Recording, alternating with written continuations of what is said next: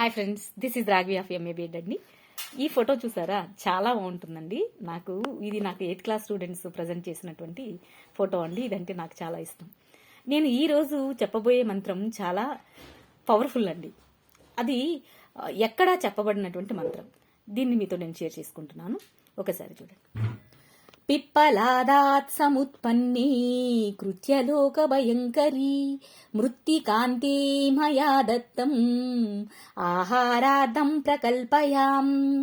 పిప్పలాదాత్ సముత్పన్నీ కృత్యలోక భయంకరీ మృత్తికాంతే మయా దత్తం ఆహారార్థం ప్రకల్పయాం.